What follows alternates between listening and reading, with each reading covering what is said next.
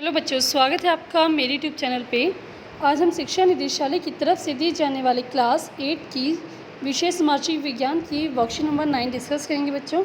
Date है आपकी इस वर्कशीट की 18 अगस्त 2021। वर्कशीट को स्टार्ट करने से पहले आपसे बच्चे प्लीज़ मेरे चैनल ऋषभ कंप्यूटर क्लासेस को जरूर सब्सक्राइब कर दें बच्चों।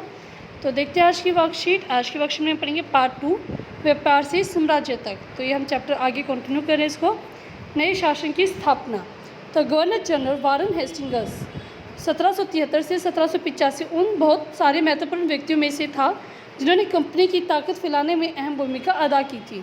तो वारन हेस्टिंग्स ने क्या किया था, जो कंपनी थी उसकी ताकत बढ़ाने में महत्वपूर्ण भूमिका निभाई थी। वारन हेस्टिंग्स के समय तक आते आते कंपनी ने केवल बंगाल बल्कि बम्बई यानी कि मुंबई, मद्रास या चेन्नई में भी सत्ता हासिल कर चुकी थी। तो जब तक वारन हेस्टिंग्स गवर्नर जनरल बने थे तब क्या था, बंगाल में भी तो उनका शासन था ही कंपनी का, उसके साथ साथ बम्बई, मद्रास में भी उन्होंने अपना शासन लागू कर लिया था। ब्रिटिश इलाके मोटे तौर पर प्रशासकीय इकाइयों में बटे हुए थे। जो ब्रिटिश इलाके थे बच्चों, वो छोटे छोटे इकाइयों में बटे हुए थे जिन्हें प्रेसिडेंसी कहा जाता था। ठीक है, तो उनको हम क्या कहते थे, प्रेसिडेंसी कहते थे। उसमें तीन प्रेसिडेंसी थी। कौन कौन सी थी, बंगाल, मद्रास जिसे चेन्नई कहते हैं और बम्बई यानी कि मुंबई, ये 3 प्रेसिडेंसी थी। हर एक का शासन गवर्नर के पास होता था और सबसे ऊपर गवर्नर जनरल होता था। ठीक है, तो आपको समझ में आया, गवर्नर जनरल वहाँ पे शासन करता था। नेक्स्ट, वारन हेस्टिंग्स ने कई प्रशासकीय सुधार किए। तो कौन से सुधार किए थे बच्चों? न्याय के क्षेत्र में उसके सुधार खासतौर से उल्लेखनीय थे। 1772 से एक नई न्याय व्यवस्था स्थापित की गई। इस व्यवस्था में प्रावधान किया गया कि हर जिले में 2 अदालतें होंगी। तो न्याय व्यवस्था क्या बच्चों, वारन हेस्टिंग्स ने स्टार्ट की थी। उसने कहा कि हर एक ज़िले में 2 अदालतें होंगी, एक फौजदारी अदालत होगी, दूसरी दीवानी अदालत होगी। दीवानी अदालतों के मुखिया यूरोपीय जिला कलेक्टर होते थे। मौलवी और हिंदू पंडित उनके लिए भारतीय कानून की व्याख्या करते थे। ठीक है, तो इसने क्या कहा कि जो दीवानी अदालत थे उसके मुखिया कौन थे बच्चों, यूरोपीय जिला कलेक्टर होते थे। और जो भारतीय जो मौलवी और हिंदू पंडित थे वो उनकी जो हिंदू के जो कानून थे उनकी व्याख्या करते थे। फौजदारी अदालतें अभी भी काजी और मुफ्ती के ही अंतर्गत थी। जो फौजदारी अदालत थी, ठीक है, जो फौजदारी जैसे फौजदारी अदालत है, ये अभी भी क्या थी, काजी और मुफ्ती इनको चलाते थे। हिंदू कानूनों में समरूपता लाने के लिए 1775 में 11 पंडितों को भारतीय कानून का एक संकलन तैयार करने का काम सौंपा गया। तो क्या 1775 में क्या होता कि सभी जो कानून हैं उनमें एक रूपता बनी रहे, इसके लिए क्या किया, 11 पंडितों को भारतीय कानून बनाने के लिए कहा गया। NB हॉलहेड ने एक संकलन का अंग्रेजी में अनुवाद किया। 1778 में यूरोपीय न्यायाधीशों के लिए मुस्लिम कानूनों को भी एक संहिता तैयार कर ली गई।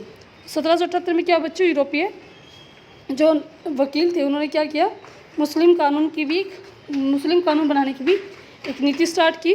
और 1773 में रेगुलेटिंग एक्ट के तहत एक नए सर्वोच्च न्यायालय की स्थापना की गई। इसके अलावा कलकत्ता यानी कोलकाता में अपीलीय अदालत, सदर निजामत अदालत की भी स्थापना की गई। तो आपने पढ़ा कि वारन हेस्टिंग्स में क्या होता, न्याय व्यवस्था बहुत अच्छी हो गई थी। न्यायाधीश ने क्या किया, नए नए न्यायालय की स्थापना की। बच्चों आगे देखते इसमें हम, भारतीय जिले में कलेक्टर सबसे बड़ा ओहदा होता था। तो कलेक्टर क्या बच्चों, सबसे बड़ा ओहदा होता था। जैसे कि नाम से ही पता चलता है कि इसका मुख्य काम लगान और कर इकट्ठा करना तथा न्यायाधीशों, पुलिस अधिकारी या दरोगा की सहायता से जिले में कानून व्यवस्था बनाए रखना होता था। तो कलेक्टर क्या करता था बच्चों, न्यायाधीशों की नियुक्ति करता था, कर को इकट्ठा करता था, पुलिस अधिकारी व दरोगा की सहायता से जिले में क्या कानून व्यवस्था बना के रखता था।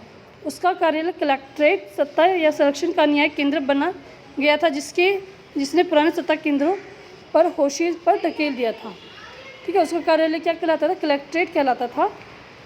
ठीक है, तो आगे देखिए इस वर्कशीट को हम क्वेश्चन से देखते हैं। प्रेसिडेंसी का क्या अर्थ है? ब्रिटिश ईस्ट इंडिया कंपनी ने की 3 प्रेसिडेंसी कौन कौन सी थी? तो इसका आंसर हम देखते हैं जो प्रेसिडेंसी थी। देखते हैं यहाँ पे हमारे पास, हमने भी पढ़ा था, यहाँ पे ये रहा। तो इसमें आप कहेंगे ब्रिटिश इलाके मोटे तौर पर प्रशासनिक इकाइयों में बटे हुए थे जिसे प्रेसिडेंसी कहा जाता था। और उसमें 3 प्रेसिडेंसी बंगाल, मद्रास और बम्बई थी। तो आपका क्वेश्चन नंबर 1 का आंसर है बच्चों। नेक्स्ट क्वेश्चन हम देखते हैं इसका। तो नेक्स्ट क्वेश्चन है, वारन हेस्टिंग्स कौन थे? उसने भारतीय में ब्रिटिश ईस्ट इंडिया कंपनी की ताकत बढ़ाने में क्या महत्वपूर्ण भूमिका निभाई थी? तो इसका आंसर देखते हैं वारन हेस्टिंग्स, यहाँ से गवर्नर, यहाँ पे वारन हेस्टिंग्स ने कई प्रशासनिक यहाँ पे लिखे हैं, वो क्या थे, गवर्नर जनरल था,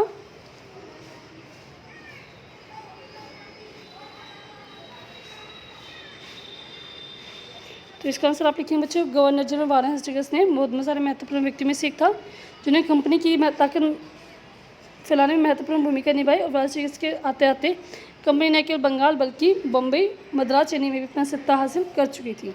तो आप अपने क्वेश्चन नंबर 2 में लिखेंगे बच्चों, ठीक है। तो यहाँ से लेकर आप यहाँ तक लिख देंगे। नेक्स्ट क्वेश्चन देखते हैं इस वर्कशीट का हम, थर्ड क्वेश्चन।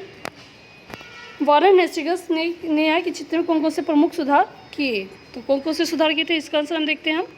तो इसका हमने पता है कि उसने 2 अदालत बनाई थी, एक थी, तो यहाँ पे हमारा आंसर इसका, तो यहाँ पे क्या इसने 1772 में एक नई व्यवस्था स्थापित की गई, इसमें हर जिले में 2 अदालत होंगी, एक फौजदारी एक दीवानी अदालत। तो आपका क्वेश्चन नंबर 3 में यहाँ से लेकर यहाँ तक लिख देंगे बच्चों, ठीक है।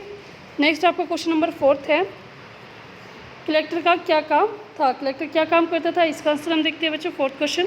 तो इसका आप लिखेंगे, इसका मुख्य काम लगान और कर इकट्ठा करना, न्यायाधीशों, पुलिस अधिकारियों, दरोगा की सहायता से जिले में कानून व्यवस्था बनाकर रखना होता था। ये आपका क्वेश्चन नंबर 4 का आंसर बच्चों। ये आपकी पूरी वर्कशीट बच्चों आपकी कंप्लीट होती है। वर्कशीट का सोल्यूशन आपको समझ में अच्छा लगा तो प्लीज़ बच्चों आप मेरी इस वीडियो को लाइक करें, दोस्तों के साथ शेयर करें, कमेंट करके बताएं कि वीडियो कैसी लगी थी। प्लीज़ बच्चों मेरे चैनल को सब्सक्राइब करना ना भूलें। थैंक यू बच्चों, हैव ए नाइस डे।